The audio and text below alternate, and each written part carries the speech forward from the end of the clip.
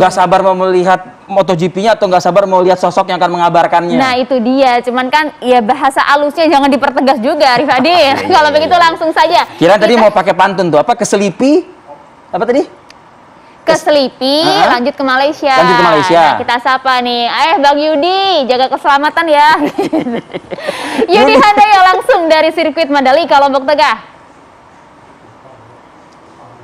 Ya, tidak sabar juga saya ingin melaporkan kepada Maria Segaf dan Arif Fadil di studio. Tapi saya tidak punya stok pantun, jadi langsung mengabarkan saja. Ini adalah partai puncak yang ditunggu-tunggu MotoGP di pagelaran ajang MotoGP Mandalika 2022 pemirsa. Hari ini jam 2 siang.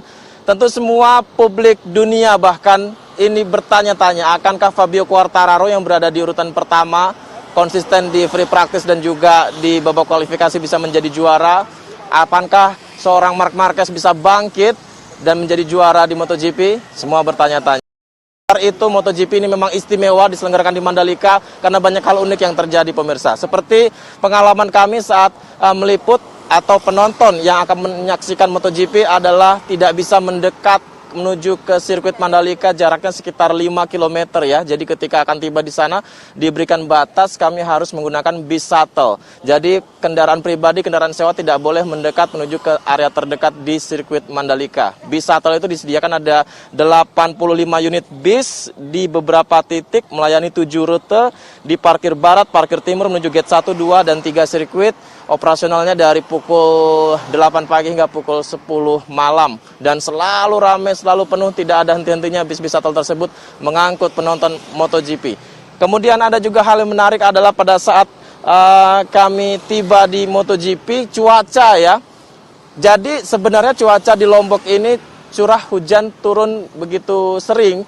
Pada saat pagelaran MotoGP pada pagi hari hujan, kemudian area lintasan basah, tapi saat siang harinya, seperti sekarang pemirsa, ini cuaca cerah.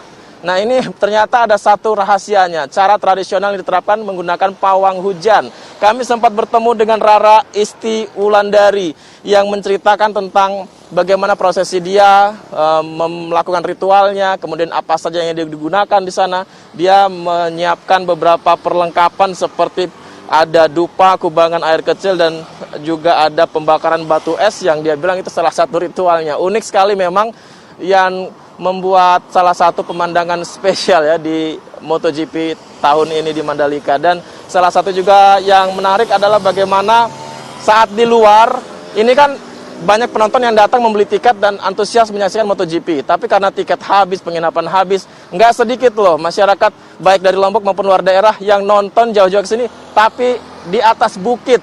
Jadi di sekitaran bukit-bukit di sirkuit Mandalika ini kan banyak. Ternyata digunakan, dimanfaatkan oleh warga yang kehabisan tiket untuk menyaksikan dari atas bukit. Dan cukup jauh, kami sempat mencoba datang ke bukit tersebut.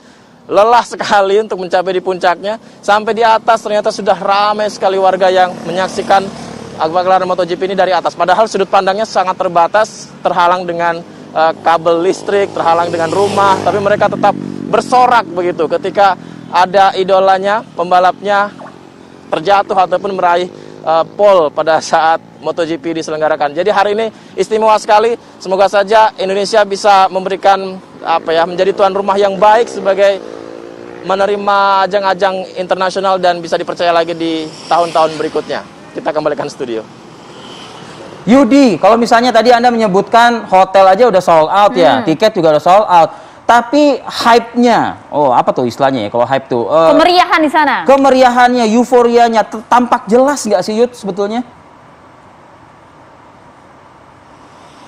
Kemeriahannya tampak jelas sekali. Kalau untuk warga lokal juga mereka mulai merasakan ada dampaknya ya, seperti UMKM, kemudian banyak masyarakat yang tertarik ingin tahu beberapa wilayah wisata, kemudian kunjungan-kunjungan dari turis. Ini juga menjadi ada dampak kepada warga lokal. Nah, kemudian euforia ketika mereka datang ke Mandalika ini, sirkuit dari berbagai daerah juga cukup tinggi karena mereka begitu mau menyaksikan foto-foto terlebih dahulu di beberapa titik yang memiliki simbolik MotoGP, seperti ada patung Presiden Jokowi dengan sepeda motornya, tulisan-tulisan MotoGP, kemudian ada ikon-ikon sepeda motor dan lain sebagainya. Ini antusias itu juga terlihat saat di dalam sirkuit Mandalika.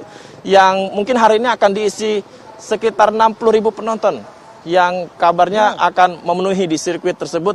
Dan ketika saya bertemu juga mereka bercerita bagaimana idola mereka Marc Marquez, apalagi saat Marc Marquez jatuh nih Rivi, ketika double crash di babak kualifikasi. Wah, ini semua seperti apa ya, sedih bersama-sama begitu, dan tertarik untuk apakah dia bisa bangkit di posisi ke-15-nya di hari ini MotoGP race utama, Rivi.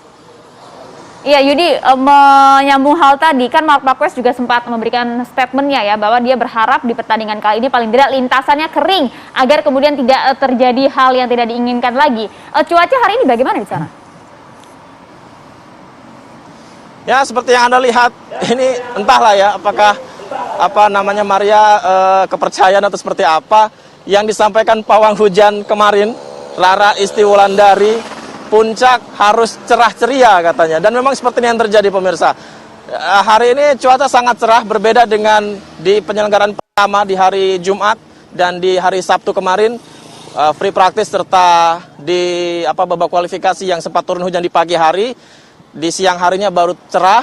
Kalau hari ini dari sekarang pukul 7 pagi waktu Indonesia Tengah ya, ini sudah cerah, dan kemungkinan ya tidak bisa memprediksi juga, mungkin nanti siang akan tidak turun hujan ya kalau sangat cerah seperti pagi hari ini. Untuk agenda sendiri pada pukul 8 waktu Indonesia Barat, pemirsa, Asia Talent Cup race kedua, kemudian jam 9 waktu Indonesia Barat Moto3, kemudian pukul 9.40 ada warm up MotoGP. Di Moto2 pada 9.20 ya, saya mundur dikit. Nah, kemudian untuk MotoGP-nya pada pukul 2 siang. Kalau melihat cuaca sepertinya akan berjalan dengan baik dengan cuaca yang cerah. Maria. Yudi, ada satu pembalap atas nama Mario yang kabarnya juga sama-sama kita bisa doakan ya, memiliki probabilitas tinggi untuk masuk ke podium juara ya begitu. Mungkin Yudi bisa menggambarkan bagaimana Indonesia juga di ajang MotoGP di Mandalika Lombok Tengah. Memang bukan MotoGP yang utama ya. Yudi. Ya, Rivi, pembalap-pembalap Indonesia juga ternyata sebagai tuan rumah ini memberikan dukungan moral, mental dan semangat tinggi bagi mereka, sehingga di luar dugaan ya, ini banyak yang di luar ekspektasi. Kita ke Asia Talent Cup terlebih dahulu. Di MotoGP juga ada penyelenggaraan Asia Talent Cup, dan ternyata nama Reikat Fadilah ini sukses mencuri perhatian di race pertama Asia Talent Cup di seri kedua sirkuit Mandalika kemarin. Dia berada di posisi ketiga.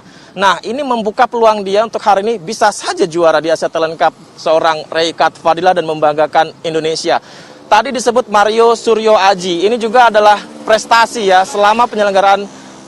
Selama kita ikut di penyelenggaraan Moto3, Indonesia belum sampai di tahap 3 besar. Seorang Mario Suryo Aji memecahkan telur, Indonesia bisa menjadi di grid terdepan di posisi 3 besar di race utama Moto3 hari ini. Kenapa? Karena dia bisa tampil sangat baik pada saat babak kualifikasi kemarin. Padahal di hari pertama, di hari Jumat, Mario Suryo Aji ini posisinya melorot di posisi 23. Tapi saat hari Sabtu, dia gaspol kendaraannya, kemudian bisa berada di urutan ke-5, dan dia berada di belakang dari Carlos Tatai di posisi puncak, serta Diogo Moreira di posisi kedua. Nah, ini menjadi sebuah kebanggaan tersendiri pembalap Indonesia untuk kali pertama di 3 besar di starting grid race utama Moto3 seorang Mario Suryo Aji. Kita doakanlah semoga dia bisa tampil baik, meskipun memang persaingannya sangat ketat sekali karena semuanya begitu berpengalaman, Carlos Tatai dan Diogo Moreira yang saya sebutkan tadi, Rivi.